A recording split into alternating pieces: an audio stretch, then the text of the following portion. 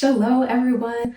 I thought of 4 things from my ballet background that I have found helpful in mermaiding, and I thought I would share them. I want to preface this by saying that I do not think that there is a specific set way that anything in mermaiding needs to be done. So these tips are all take it or leave it. I like the freedom of expression that there is in mermaiding, and I certainly do not want to make rules.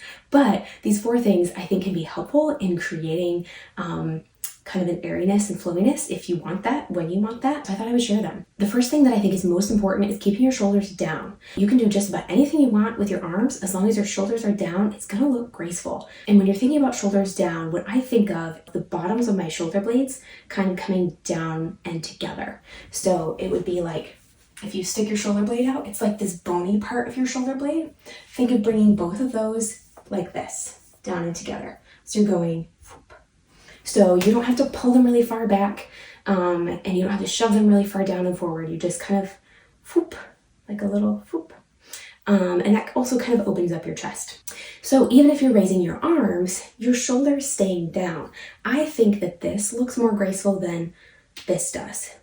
And even if you're dramatically reaching upward, keeping the shoulder down, you can still dramatically reach, but it just looks more elegant, I think, when you want to look elegant. The second thing I think of is with my hands. I keep the fingers close together like this, and then I tuck my thumb as if it's trying to touch the first knuckle of my middle finger. But what happens when I do that is the thumb comes inward this way, and then the middle finger comes down and all the fingers kind of spread like this, and you're keeping them relaxed. So you don't actually have to touch it. I usually keep space, but you're thinking of a connection there, like a rubber band or whatever you want to think of. If I'm trying to look airy and I leave the thumbs out, I think they're almost distracting. If you keep them tucked, that's what makes it look relaxed and effortless and kind of continues the line of your arm. The other thing I think of is if I'm moving my arms, I'm initiating the movement from kind of where these stripes are. Think of where your floaties would be if you wore floaties. The shoulders staying down. It's starting here, and then the rest of the arm follows. Related to that is when you're moving your arm down, you're still thinking of those floaties moving first, but then those floaties are going to bump into your side and stop. And then the rest of your arm is going to continue moving. You could bring your arms dramatically down, but it just looks more graceful if they stop here as opposed to coming directly down. So it depends on what you're trying to create, but a lot of times, even if you're like swirling your arms around, keeping that space can look really airy as opposed to like actually wrapping around your body.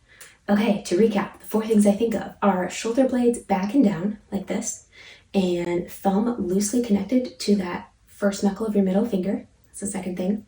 Third thing is initiate your arm movements with your floaties this way, whether it's this side or up or down, and the rest of your arm rolls and follows. And the fourth thing is that those floaties also stop your arm movement on the way down, right about here from hitting your side. You're keeping this space between your arms and your sides. That's all 4 things. Happy swimming.